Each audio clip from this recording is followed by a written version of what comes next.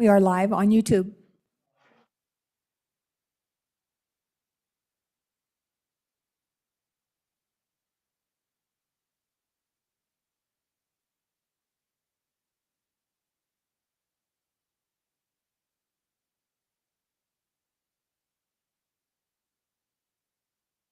Okay. And then I believe our summer's likely getting ready for their JCC on redistricting at 9 o'clock. I don't know if they'll be here. Okay, that's understandable. That happens at the end of things.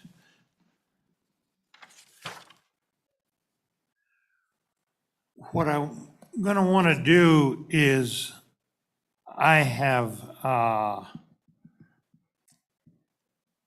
put together a number of these topics and related ones, and we'll probably handle a bunch of things at once, get an explanation, and then we'll try to figure out how we're going to group things and how we're going to put our request into the management council.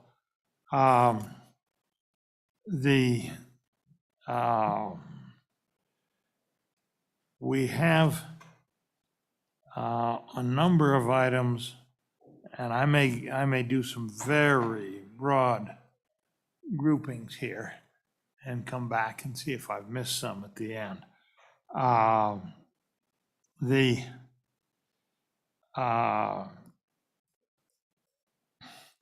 We'll start at the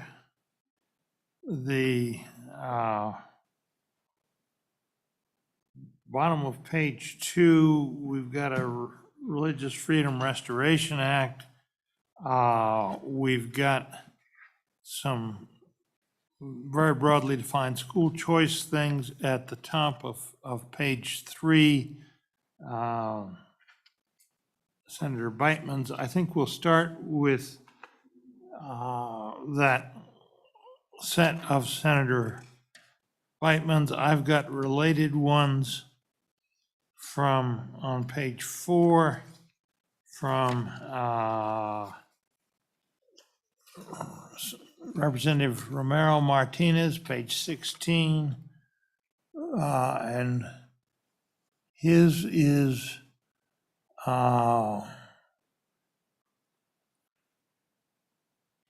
related to the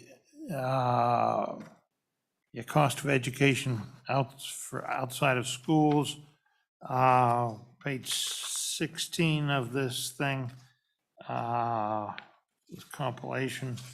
Representative Gray had one, pilot program for education savings account.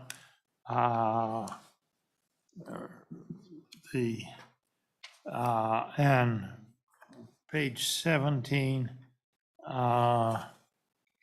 I have, Hathaway. He labeled it Hathaway Dollars for Choice. I don't think it has anything to do with the actual Hathaway. Representative Jennings. Senator Beitman, you want to lead us off on this whole school choice set of issues? Thank you, Mr. Chairman. Yeah, I think it'd be a good topic for the committee to take up over the interim to discuss, the broad topic of school choice and how we fund students and how we fund education in Wyoming and the different opportunities there are for our children and how we educate our children. A recent poll by Real Clear Opinion Research was conducted, and 2,000 voters on the concept of school choice. 72% were in favor, 18% opposed, 68% of Democrats, 82% of Republicans, and 67% of independents say they support such a policy. So it's as you've seen in states like Virginia and all across the country, it is a very popular issue amongst the voters. I think COVID really brought out a lot of issues that the parents have had with our current education system, and they want the option. And the idea of funding the students and not the systems is a very popular idea. allows you to vote with your feet if you don't like the curriculum. If you can vote with your feet if you don't like poor reading scores and math scores in your district. And it would open up opportunities for other options. So I think it would be good to look at what other states have done in this study and kind of pick the good from the bad and get an idea of what's out there, what options are out there, and how we can design a system in Wyoming that works for parents all across the state.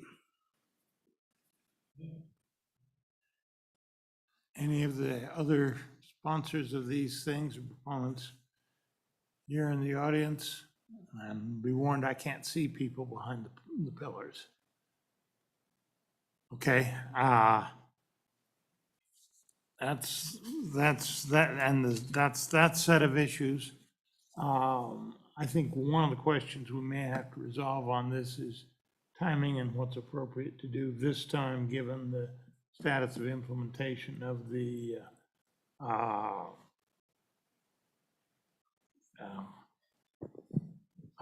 school choice charter school bill we passed last time. Next, Mr. Chairman, I'd like to Representative Paxton. push back a little bit on that. You know, one of the main concerns I have is we have to assure that we have quality teachers in those schools. And so it looked like to me, you know, we'd want the teachers to be certified under the Professional Teaching Standards Board. And we'd have to have some, you know, I think we run a danger of having public schools become the dumping ground for special needs kids. So I think there'd have to be some parameters drawn around that. And of course, there's constitutional issues that have to be addressed, but I just have some concerns about that. Yeah, it is a considerable complicated issue. Did you seek recognition, Representative Harshman? Did you? Yeah. Yeah. You're, okay, thank you, Chairman. Just a question on the choice. Are you talking choice like public dollars can go to homeschool, private school, or are you talking choice like in where you live now in Sheridan? I mean, kids in Tongue River can go to school, and any school in Sheridan County, because it's funded by the dollars follow the student. Same in Natrona County, they can go to any school. I mean, is that what you're talking, or are you talking changing the Constitution so we can move public dollars into private schools and homeschool? Is that what you're thinking? Okay, thank you. If we take the topic up, and we've got proposals in here that I think run the full gamut of that sort of thing. So, yeah, I think if we take the topic up, you could expect to see a full gamut. Cinderella. Mr. Chairman, I would just caution us not to say, you know, schools are a dumping ground for kids with special needs. I think that has a really negative connotation for those kids with special needs. I think that comment, I think I understand the good intention of our co-chairman there, but that comment wasn't quite, I think, sensitive to those students. Yeah, but I do think I want to defend the co-chairman's right to express his opinion, even if I didn't quite politically correct. Mr. Co-Chair, and also another concern is the career and technical education. You know, that's an expensive program that has to be offered to kids somewhere. But I guess if you take offense to my comments, that's just the way it's going to be. Let's not get into that.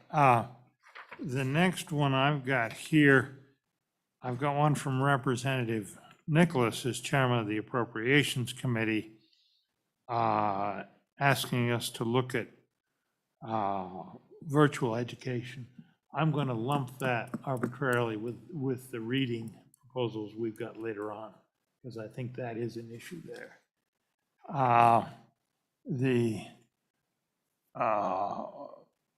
We've got let's see, there's one I'm going to come back to.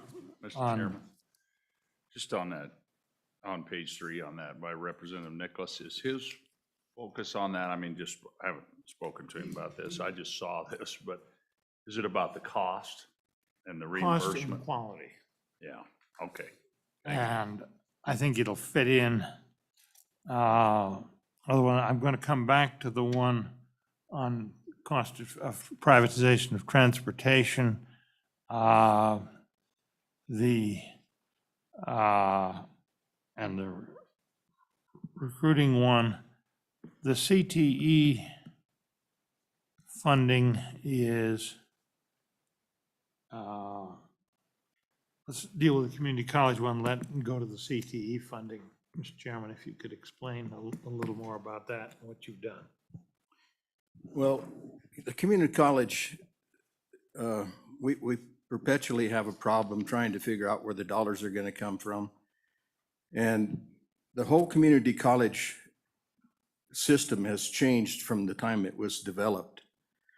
You know, or I think originally it was sort of designed to allow kids to stay home and get a couple of years of college under their belt, those kind of things. But now we specialize it from community college to community college. You know, if you live in Evanston and you want to get a degree in dental hygiene, you have to go to Sheridan. And so our system of funding education is, the community college has shifted a bunch, I believe, and it's become more of a statewide type thing.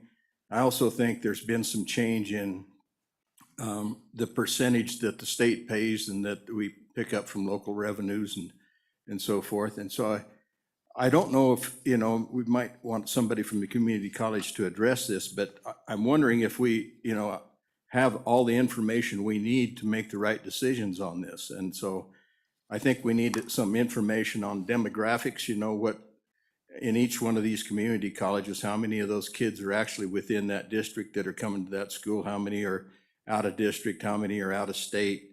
And there's different capital construction needs in every community college that probably ought to be addressed at some point in time, and a means of making that happen. So there's I think a lot of information that we need in order to know, to identify the real issues before we decide what the remedy is. And so maybe somebody from the community college group would like to come forward and explain to us, do you have the capability of providing the kind of information that we need to start addressing the issue of how we go about funding it? We've got another proposal in on that topic that's on page 13 of this summary. Representative Newsom was the one that put it in, and I think she was doing it on behalf of the community college people. Representative Newsom, do you want to comment before I turn it over to them? I just think that this is an important topic, especially for those of us that have community colleges in our counties. And I think that we need to look at, especially those students that are not FTE, those students that are taking 1 or 2 classes or vocational classes that are not counted in the funding model. And I will defer to the people that know a whole lot more than I do. I heard somebody voting, Chair. Okay, Overmule. Thank you. I also have a topic, the same topic on page 7, and kind of with focus on the on statewide revenue streams for community colleges. So it's basically wrapping that into this same discussion. Thank you. Okay, that's right. Should have caught that. Community college. Go ahead. Mr. Chairman, my name is Erin Taylor. Good morning. I represent the Wyoming Association of Community College Trustees. I do have with me today Dr. Sandy Caldwell, and I think she'd like to answer some of the direct questions that have been asked, and then if I could follow up, I'd like to do that. Mr. Chairman, members of the committee, I'm Sandy Caldwell, Executive Director of the Wyoming Community College Commission. Representative Paxton, Chairman Paxton, I will tell you we do have the information of the demographics of the institutions and the students and which counties they do come from. That is contained in our published enrollment report, and I will get a copy of that to this committee. What I will tell you is the vast majority of the students at each one of the community colleges are from their service areas. So both the district, which is the taxing county, and the service area does comprise the majority of the students at each one of the community colleges. But no doubt, they do have some specialized programs. You referenced the dental at Sheridan. Eastern Wyoming College has, for example, the veterinary tech. We wouldn't need 8 of those throughout the state. So, but I do want to just make sure that that point is referenced. They also serve a large adult population that is very much primarily in their service areas. So you can see that in the demographics of the institutions. And the second thing that I wanted to mention is related to capital construction that you had asked a question about. The institutions are statutorily required to have a 5-year facility master plan. So those are current. We do have a couple of institutions that are in the process of updating their next 5-year facility master plan. But before they could even come forward with a CapCon, it has to be in their 5-year facility master plan, or they must demonstrate that there is been a significant change in the region for the change and modification in their facility master plan. And with that, Mr. Chairman, I'm happy to answer any questions and turn it over to Ms. Taylor. I have to hold this fairly brief to get through it all. Committee, I think when we get everything in, we're going to need to do something in this higher education funding. And it may be best to include more than just the community colleges and look at the university as well. So thank you very much. The next one I've got is the CTE funding. Representative Paxton, you had a few words to say already, but if you could explain a little more depth. And I believe we have Rob Hill online that perhaps if we could bring him up. Is he there and can we get him?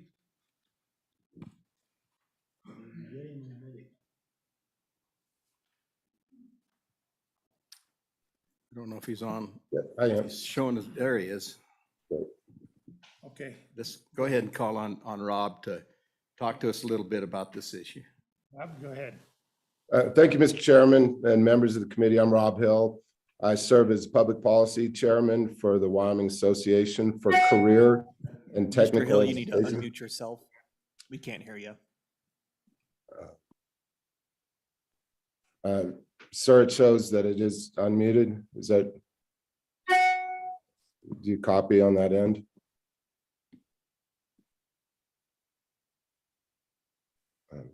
We can hear you now, Rob. Go ahead. Okay. Thank you, Mr. Chairman, and then members of the committee. I'm Rob Hill with the Wyoming Association of Career and Technical Education. I serve as the Public Policy Chairman. I'd like to briefly talk about the importance of this proposed interim topic. In 2002, a law was established to create 29% additional funding for career and technical education.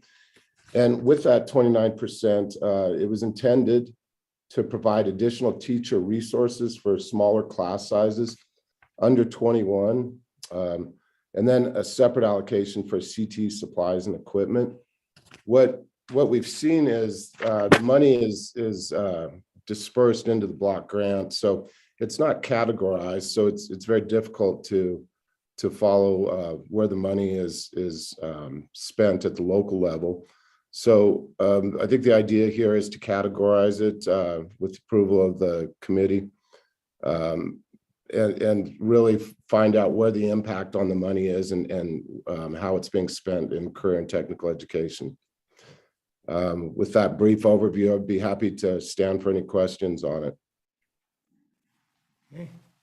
Mr. Chairman, I think what the issue is that school districts aren't really, I think, spending that extra money the way we would anticipate that they would. And we're in the process of trying to build a workforce. We've done several things on this committee to really bolster that. And so I did have a bill drafted to take the CTE money out of the block grant, make it categorical funding. And that's something we might want to look at over the interim. But I just think that we need to make sure that our feeder program to the community colleges and the university is getting the kind of financial backing that they need to do their part in feeding those folks into the system.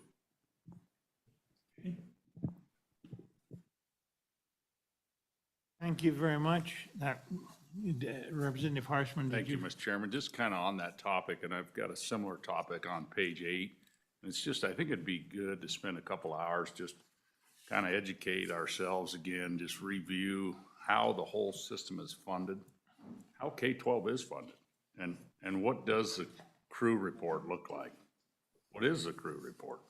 And how does that look at each school level? You can see all that information. I think it'd be really good. It's been a lot of years since I've looked at it, frankly, and I think we just need to spend a few hours. And then how are community colleges funded? I mean, how many counties actually pay additional mills? I know there's like 41 campuses across the state, but not all those are paying taxes to support those. And so I think just learning about that would be really helpful for all of us. Next item, and I'm trying to hurry to get everything in. Representative Summers had, I'm looking at middle of page 6, proposed topic on just learning about BOCES. And it was, in my packet, it was duplicated on page 10, and there was a related proposal, or 2 related proposals on line 11. And no, one of those was your proposal as well, on CTE being repeated. So that is something, he's not here, but that is something I think we're gonna need to consider later on. The next one is on the bottom, page 6, from Representative Brown. We had a K-3 literacy. That was, Representative Harshman had a proposal on page 6. I know the Senate committee feels pretty strongly on that issue. I'm going to, since Representative Brown is not here, I'm going to just read off what I've got as a list of possible bullet points, and this is obviously a continuation of what we have been doing. And these are in more or less the order that I thought of them, rather than any priority order. We can look at the question of a special kindergarten for those that are not quite mature enough to move into regular kindergarten. I've heard from several districts that are doing those, and they are not universal, but they're potential help in this sort of thing. There's the question of fidelity to the model. Is that something that is impacting the success in reading? Is that something that correlates with success or failure among the districts? I'd like to see if we can get back and ask I asked Mr. Wilmarth to look into the possibility, and I doubt that he's had time to get very far yet, but of getting back and us bringing in that researcher that did the fMRI work that talked to us. We had to cut him kind of short last time. And since these things are on Zoom, I talked with the leadership group that the education department brought through, that was teachers and all, and suggested if we did that, we'd like to schedule it in such a way that they could listen in on Zoom, because I think that group and teachers in general would find what we got from him useful. So that's a possibility. See how the research is coming, and we provide him a list of questions, including some of the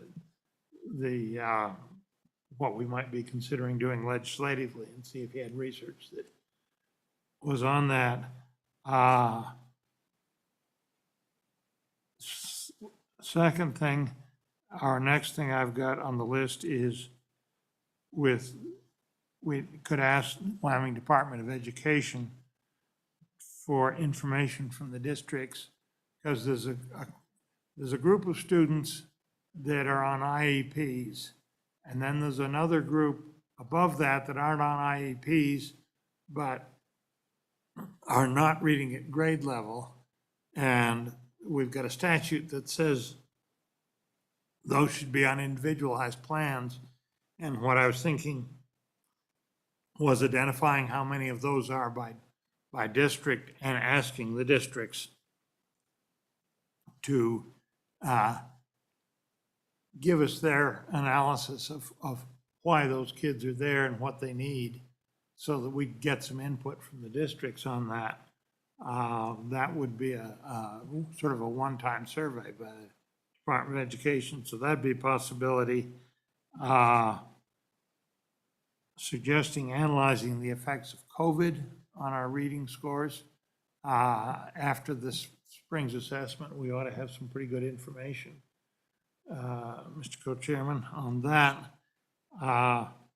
This is where I put in the recommendation from Representative Nicholas to look at the effects of virtual learning, in particularly this group that we're focusing on, the early reading, see how that's turning out and see what they can tell us about their pros and cons. And ask the question, early childhood, pre-K work, what goes on there? What are the possibilities? What do we know? What is the research telling us? And start thinking about that, because a lot of people feel that's a potential solution. And then I'd like to talk a bit about reliability of some of the assessment testing and whatnot. Because I have heard complaints that some of what we see in the data is kids having trouble with the first exposure to computers and computer assessment testing, and seeing if that's influencing things. And then a question I'd raise the committee, would we expand to take a very first look at early math instruction in those early grades? So it'd be a pretty broad menu on this reading. Mr. Chairman, Mr. Co-Chair, and maybe the title's a little bit too narrow. Maybe it goes beyond K3 reading it. I mean, what you described there, I'm in agreement with, but I think it goes beyond reading. So maybe we ought to expand the title of that a little bit. That's one of the questions. One of the other issues that I have on that is that, the extra grade in kindergarten works fine for big schools, but what do we do for little schools that have 15, 16 kids in a kindergarten class? And so we might want to address that too when we're at it. That's an obvious question. Although one of the districts I heard raising the question was Torrington, which is, it's not a super small school, but it's not a big one either. I think instead of K3 reading at this point, maybe K3 education or something along those lines more broadly to get at the good co-chairman's concerns. But it also gets back to that discussion that we were having with our teachers that joined us the other day, where their primary concern at this point was that we've added so much academic rigor to K3 that they literally don't spend any time playing, running around, jumping, exercising, and that their experience is lesser, even if their standards are more rigorous. I think that's the kind of thing we should explore. That's a big part of K3 education, and in our effort to improve the quality of their test scores, we, I think, diminished the quality of their educational experience. And if we broaden it to K3 education, maybe we can have that discussion and hear from some experts, some that are experienced, and try to learn what they believe would be the keys to us improving K3 education instead of us just speculating from the dais. One of the things there, maybe if we could have with an expert and maybe a couple of real life teachers, take us through and describe what the day looks like for an average kindergarten or first grader and whatnot, and start thinking about some of the with the standards and whatnot, what kind of pressures are we putting on the teachers for time? So I think we've got some fruitful suggestions on this topic, Mr. Chair. And Mr. Co-Chair, I would suggest that if we do that, we bring teachers in from a really small school and a medium-sized school and a large school, so we get a real good perspective, because it is totally different from class sizes. Yeah, and Mr. Chairman, you know, trying to bring in some of their teachers of the year for districts from small, medium, and large districts and try and get a diversity would give us a lot of valuable input. We haven't heard that in a long time. I think that would be really useful. Yeah. For the information of the group, we had that, what'd you call it, leadership group? Yeah, that group from the schools, and we had a very short committee meeting last Friday.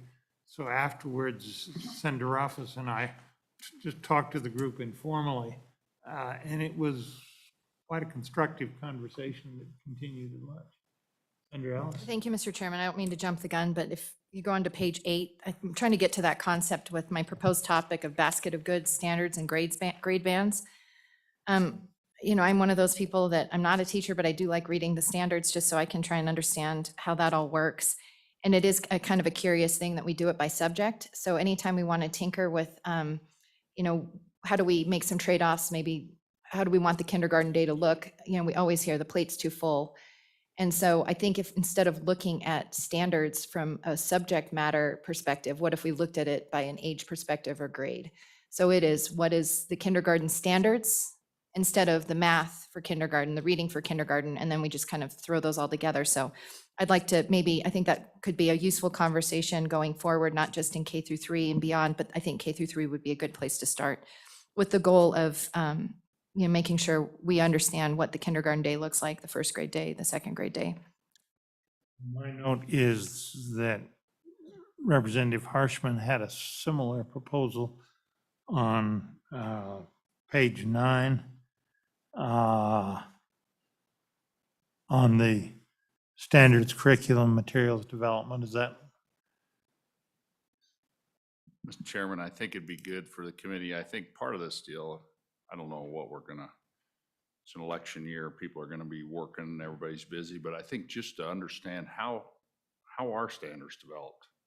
I mean, I don't think any of us really know how they're developed. I think, how's curriculum chosen? And then how are materials procured? I don't, you know, and there's constitutional issues. I think it'd be good to spend a couple hours and just kind of learn that process, because I think we've had a lot of bills trying to work in that area, but just try to understand that process a little bit. Thank you. I think we've got a rich proposal there that meshes well with our concentration on the early literacy and the early education. Okay. Anything else on this early literacy or early education?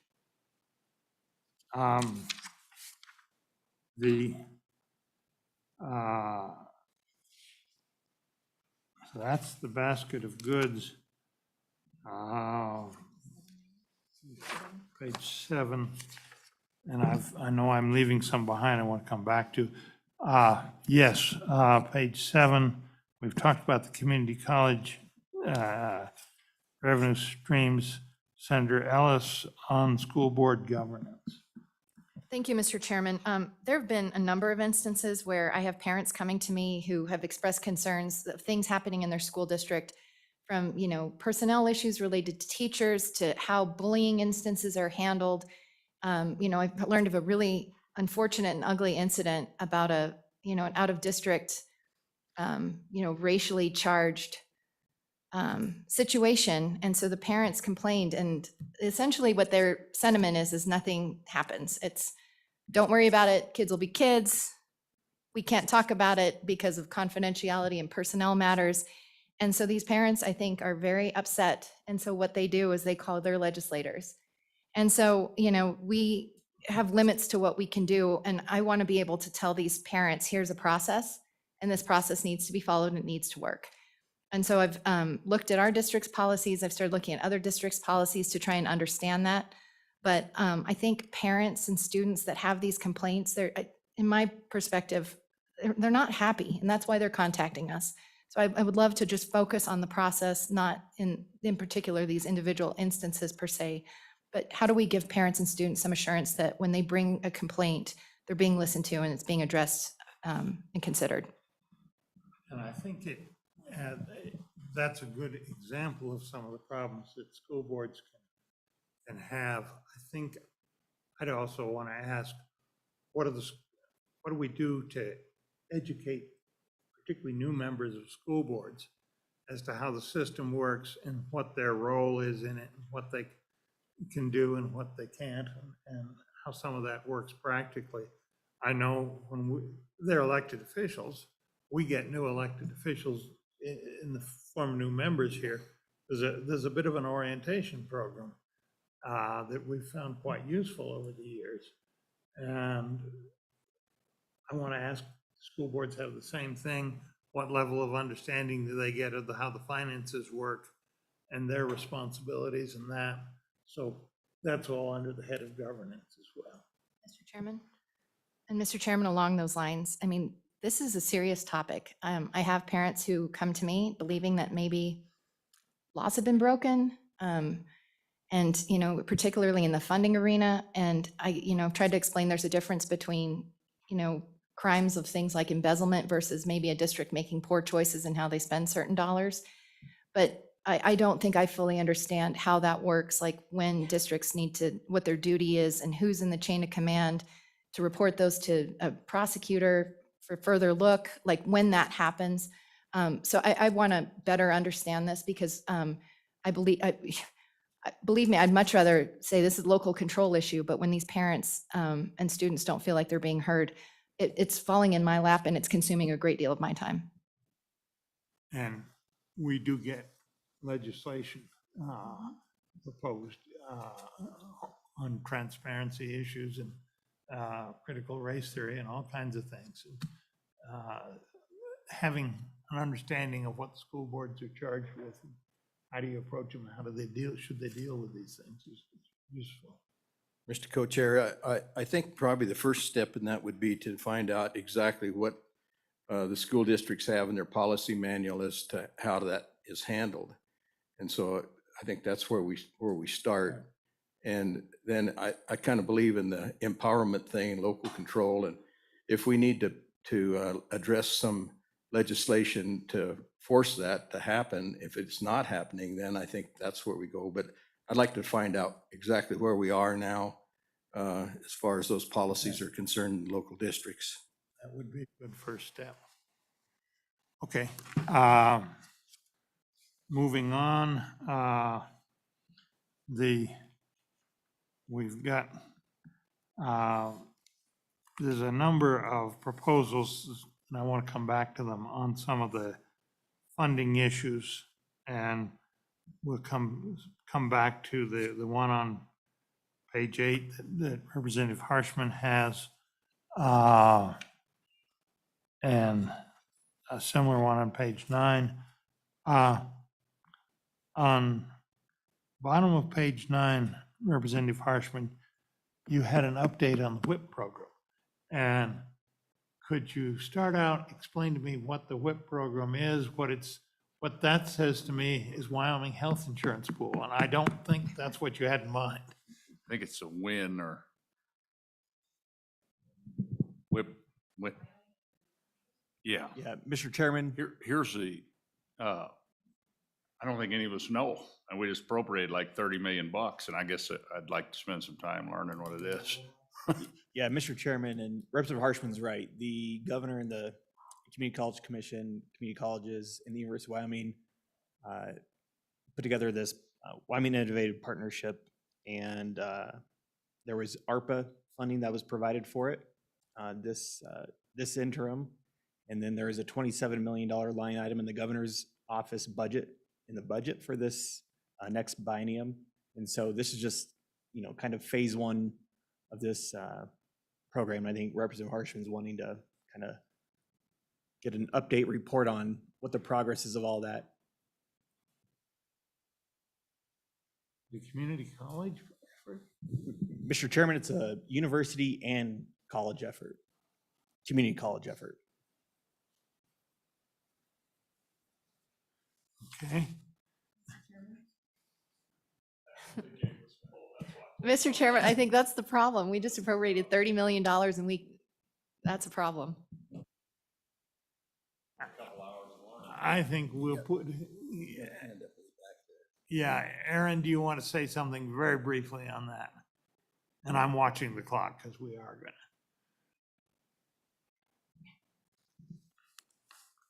Thank you, Mr. Chairman. I was jumping up and down back there to try and help you out a little bit. Again, Erin Taylor, Executive Director of the Wyoming Association of Community College Trustees. I think that's a very appropriate item to add to your agenda. The Wyoming Innovative Partnership was an initiative that came down through the governor's office, and it's really aimed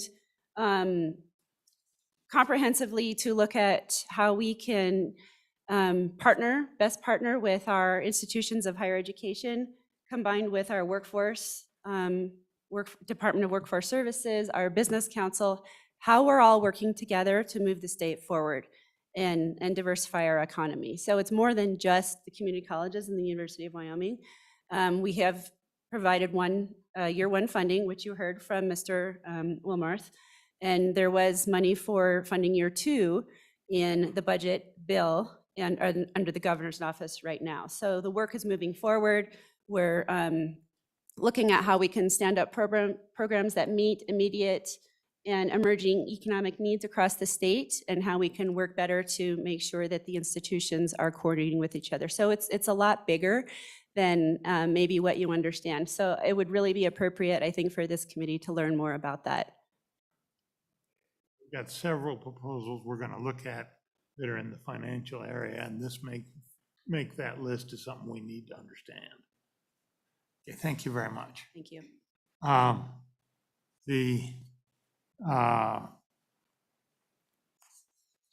looking for, let's at this point go back. We've left some individual ones off, so we could talk about some of the major ones. On page 1, review of school major maintenance. That RJ Cost submitted that. It's a major issue. That's the whole capital construction issue. And I don't see anybody here on that.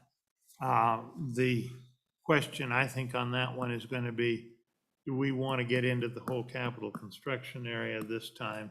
Or are we going to leave that to the capital construction folks? Mr. Chairman, I think school facilities is going to look at that as a topic. School Facilities Committee.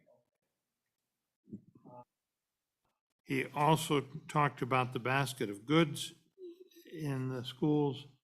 I think if we start looking at standards, we'll get into that. And his topic is broader than just that, but the standards would be a good introduction to that. And he was recommending on page 2 a review of the Hathaway scholarship requirements. They have grown. When we first did the Hathaway, they were 3 or 4 sentences in the describing the success curriculum. It's now, what, 3 pages, 4 pages of statute?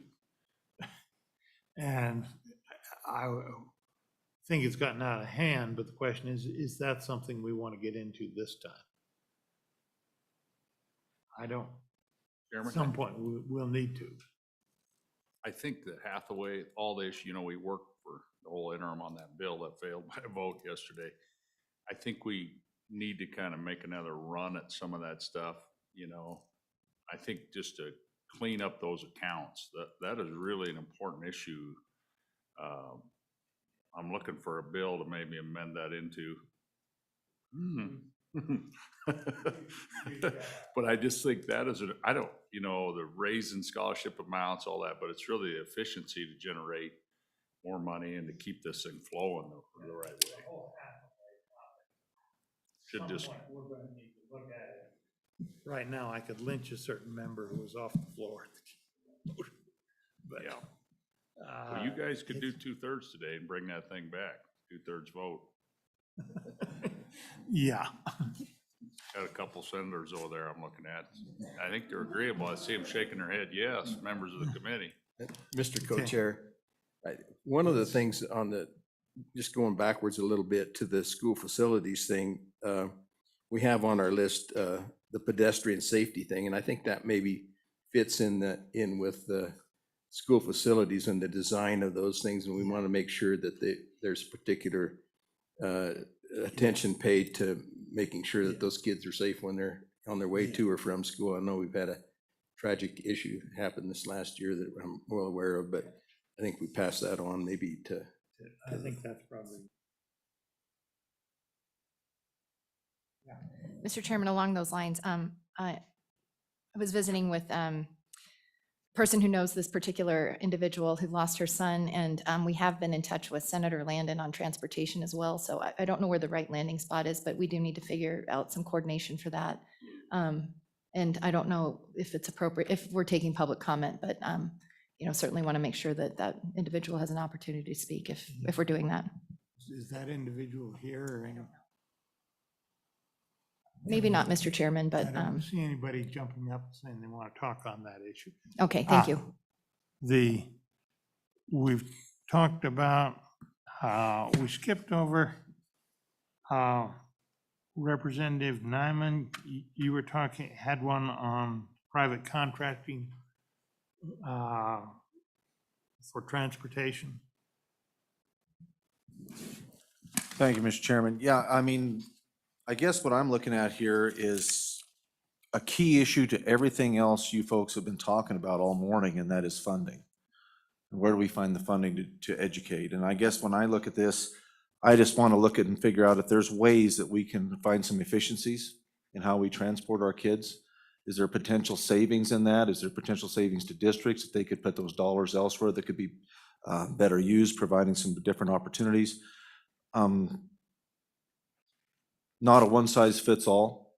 I know there's going to be some things just based on our geography and distances that there's going to be some inefficiencies in that. Potential maybe just looking into this, finding out if we can do a little bit better job of providing some dollars and some efficiencies is basically what I'm wanting to do. Many states are already doing this. They provide local private entities the opportunity, maybe even potential, even through some discussions of private individuals being able to lease paid school districts, particular school facilities, a lease that would be money generated for their general fund revenue to be able to provide that. They would do the hiring, they would provide the insurances and things. So I just think there's some opportunity here. I mean, everything we talk about is in regards to money. And I think that there is a need for us to look at this and see if there's things that we can do to save some money for the taxpayers and maybe even do some reinvestment back into our education in different ways. And so it's an effort to look at some efficiencies and find out if we can do a better job with the money we're spending and maybe move some of those dollars around to things that could utilize and benefit from them. I'm going to suggest, committee, that one of the things we do is put in a topic of funding issues. This would be an ideal bullet point under that, the CTE issue with them not spending according to the formula. That would be a bullet point under that. We've got a number of recruiting and retention of school personnel, and I'm hearing quite a bit about that from the school people that I talk to, particularly teachers, but I think it goes beyond the teachers, does it not, Representative Paxton? You had with that proposal. Yes, Mr. Co-Chair, it goes far beyond that, and it's more than just a funding issue, I believe. It's a whole topic unto itself, I believe. I represent 5 school districts, and it's either number 1 or number 2 on every one of their lists of concerns. You know, it used to be when I was hiring teachers, you'd put out a job opening for an elementary teacher and you'd get 15 applications or 20. And now even in a small school like where I was, but now you're lucky if you get 1 or 2. And I have a granddaughter who's in the in the student teaching process, and I know she's been offered a job already. She hasn't even finished student teaching, so I know it's an issue. And then we, above and beyond that, we look at bus drivers, and you'll see signs all over the place, that with the CDL, you can get a far better paying job than that. And then even to the point of custodians, we've put a lot of pressure on our custodians this last year with the extra cleaning things and all the things that they've had to do, in addition to the teachers and the mask mandates and everything that we've had to deal with there. But it's becoming very evident that it's extremely important to our school districts and I think we need to also, in the process of this, look at the University of Wyoming and see how many people are actually being turned out, how many teachers are actually coming through the system in Wyoming, and look at maybe the potential of how we might, do a better job of recruiting kids into that profession. So it's a huge topic, I think, and probably it deserves its own little corner of the world there when we go to consider this. And I know I haven't talked to a school district yet that doesn't just think we're almost approaching a crisis situation. So I think it's important enough that we spend enough time to thoroughly operate that just on that one topic alone. Representative Harshman had in a proposal that originated with the Department of Education. So, Kari, would you care to comment on that? Thank you, Mr. Chairman. Kari Akins at the Wyoming Department of Education. Really just thinking it might be a good idea to look at some of the options that other states are looking at, specifically regarding teacher apprenticeship programs. Obviously, we'd want to look at the university and what they're doing with their College of Education, but we also need to look at if there are members of our adult population that might be interested in becoming teachers and seeing how we could best assist them in reaching that certification. And Mr. Co-Chair, I think that also involves the Professional Teaching Standards Board and the conditional certification and things. So it's a big topic that we really need to take a good look at. I think, Mr. Chairman, too, I think the whole student teaching part, you can student teach in elementary and then become a secondary teacher with it, maybe go back to school, and then you got to go back and student teach again. I just think all these things, there's a lot of little things we could talk about that'll help get people in the profession. Any comments on that? Mr. Chairman. Okay. And Mr. Chairman, I'm just looking at page 13, and, I'm looking at sign-on bonus pay, retention bonus pay, paid teaching apprenticeships. I just want to urge a little caution. I hope this just doesn't turn into a discussion about dollars. Yeah, I think that whole, you're obviously going to talk, when you're talking about you're going to talk some dollars, but this is not a recalibration year. We're not doing that. And, but I do think we need to talk about the whole staff retention issue. And I suspect that will get into dollars a bit. Maybe just using more efficiently the dollars we've got, but it'll get into that. And it may be that one of the things we'll get into is focusing, we put a lot of money in the model for teachers, and maybe there's a problem with those dollars being diverted elsewhere, and we'll have to look at that as part of this. Okay. Have I missed anything, anybody?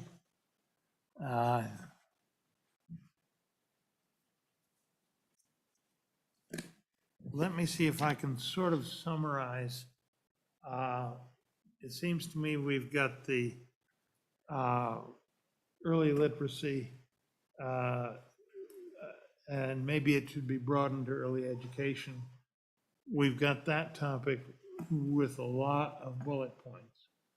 We've got the topic of looking at the standards, and the suggestion is to sort of merge that that's where we'll start looking at standards. do people have problems with doing that one that way? We've got the issue of the staff retention and the other financial issues.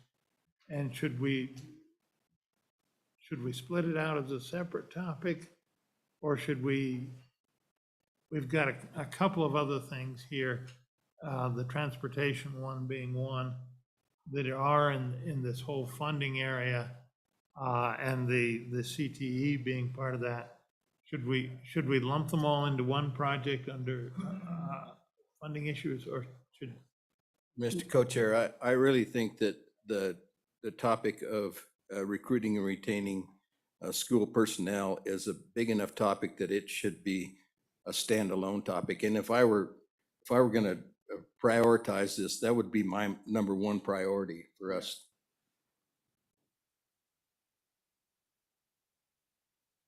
The number one priority, but it's hard to argue either way. They're both real important. We've got the set of issues around school choice and that sort of thing. And we've got the governance issues. What have I missed? Committee? Senator Beitman? Salazar? Mr. Chairman, the whole community college funding, Yeah, the community college. And I think we need to have a topic in that whole higher education area. Committee, I would suggest we put the community college funding, this WIN thing that we had trouble figuring out what it was, WHIP, whatever that beast really is. That's a bullet point under that. We want to understand that. And I would suggest, committee, putting another bullet point on that is value of matching grants for fundraising for UW and the community college, and look at that fairly broadly. We're starting to put a lot of, you got to match it kind of demands in the university, which is focusing their fundraising on some of the bricks and mortar, where we had great success with endowment raising before, and the community colleges did some of that. So I think that's a bullet point under the higher education topic. And Mr. Co-Chair, did we in one have as a subtopic in one of your categories, distance education funding, K-12 funding model? Did we have that in? It probably ought to be in under one of your major topics. We had it under the reading, but the early literacy, but that's focused. Let's also put it, if we do a general funding one that has the transportation, that has the CTE, I think maybe that's a good place for is that a good place for the governance? Yeah, the governance one is really different. But let's include that on the distance learning. Okay. What have I missed? Only piece, maybe that's a.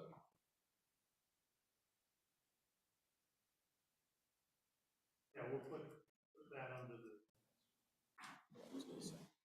I don't, kind of fits between both. It is kind of between both.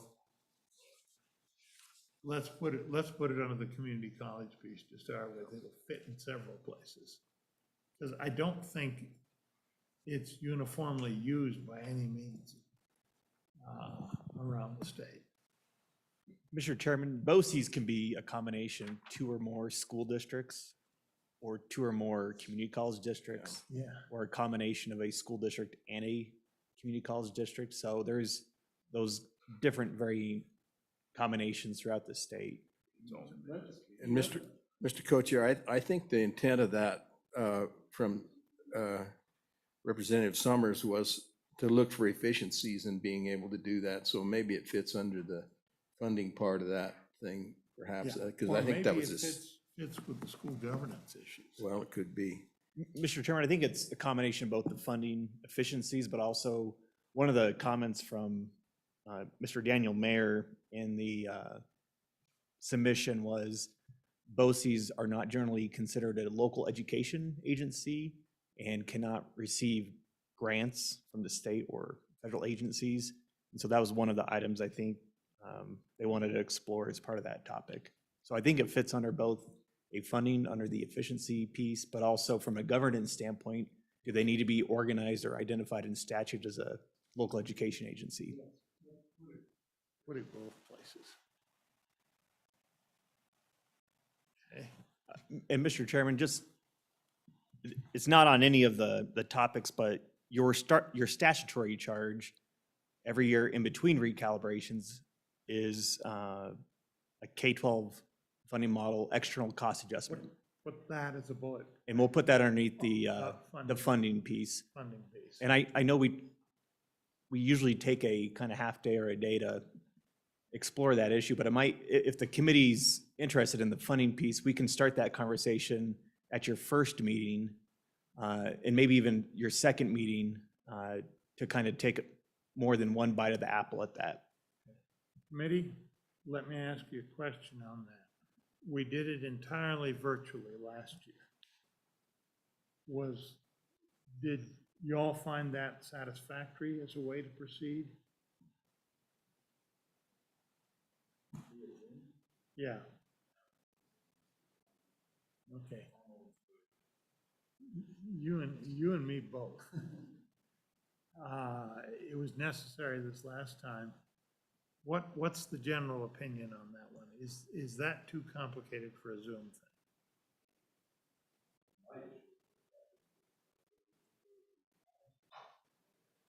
So, okay. I would rather be in person. Mr. Chairman, I liked the ability to Zoom in. Yeah, and Mr. Chairman, just to give background on that, recall last year was the joint meeting of the Joint Appropriations Committee and the Joint Education Committee, where information from the legislature's consultant and the Department of Education and your LSO staff was presented at a single meeting for primarily efficiency purposes, so both committees heard the same information at the same time. If it's the committee's desire to have the joint meeting, the Appropriations Committee chairman have communicated to our staff that an October meeting, similar to last year, is appropriate. But if you want to have your own independent meeting for that, that's more than appropriate, and the information can be submitted again to the Joint Appropriations Committee at their own meeting. But that's just the background on that. You are required by October 15th of each year to submit a recommendation. So from a timing standpoint, you have a September 6th through 7th meeting.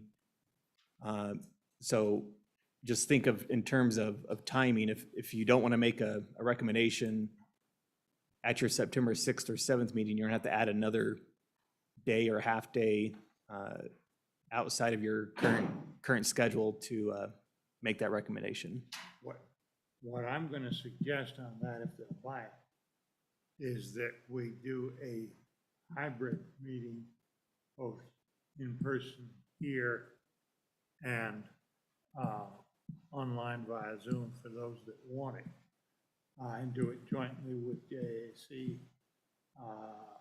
in sometime in early October, Mr. Chairman.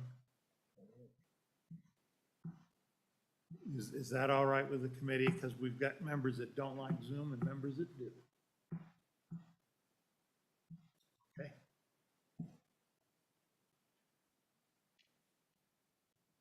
So we'll have our top priorities: the continuation of the early education, the retention of school district staff, in particular teachers, recruiting and retention. We'll have the funding issues, we'll have the community college and have the higher education, which will be the ones we've outlined. And we'll have school governance. Does that give us a list that has covered everything we want to deal with? And we'll have another one, committee, I think that we need to have at least a listening session on the school choice kinds of issues and see where we're coming a little later in the year, where we can ask, did we get a bunch of applications in the charter schools? But second or third, probably second meeting, and spend at least a couple of hours to hear from the public what the scope of things is. And look at that one from both the pro and the con side. I think we need to do that. There's enough demand out there. Okay. Matt, do you have sort of that whole thing as a list? Yeah, Mr. Chairman, we do. Committee, any thoughts? Anybody got any objections or any criticisms, or do we not deal with some of them adequately?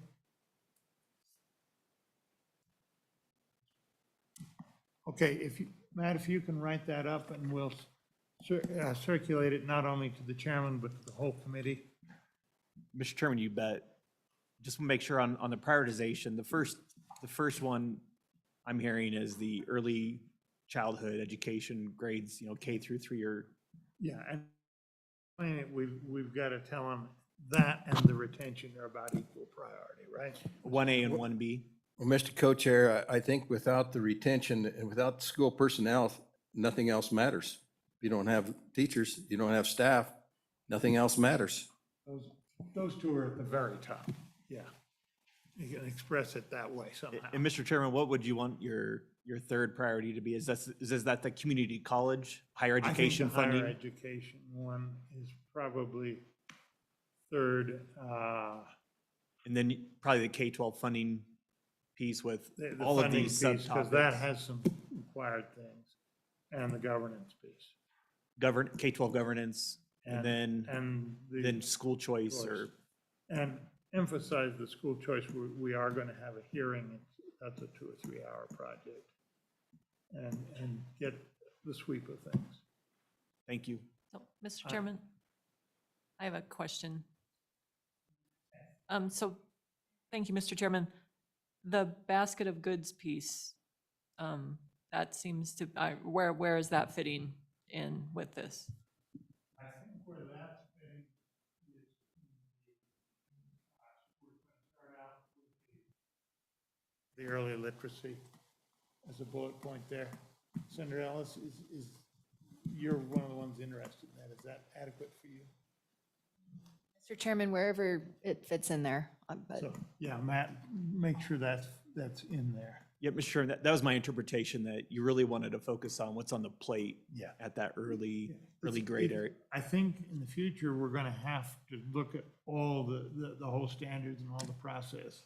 But I think looking at it in this interim, in the early literacy context, is a good way to get started.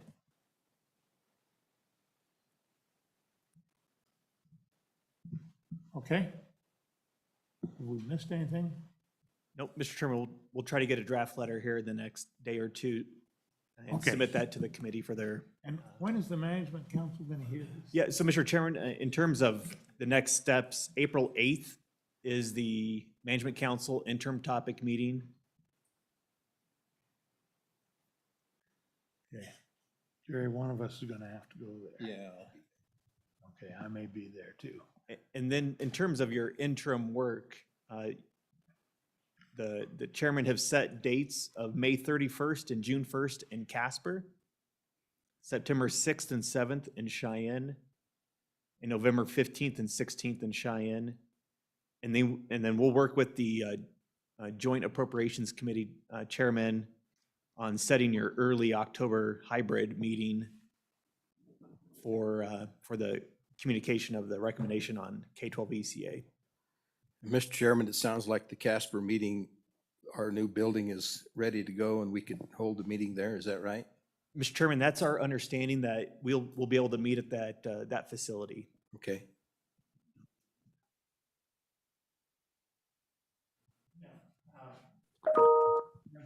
Representative Conley?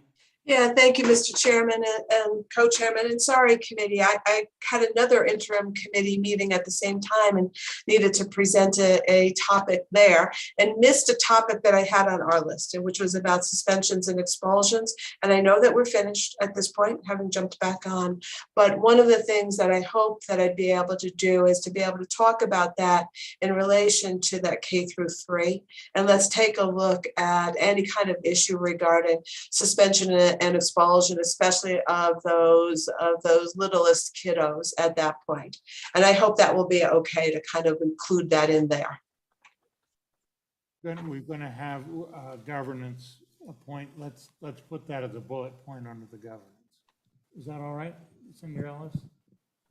Sure, Mr. Chairman, I don't know that it's quite what that, I don't know that quite fits, but I will say this is kind of an extension of the conversation we had with absenteeism. And frankly, Mr. Chairman, I am so burned out on that issue. So I'm very happy that Representative Connolly wants to take it on and kind of be a leader on it. And so I do think that that's an important conversation. Anything else? Yeah, thank you, Mr. Chair, committee. Thank you. Okay. We'll circulate that and let your respective chairman know if you see a problem in the write-up.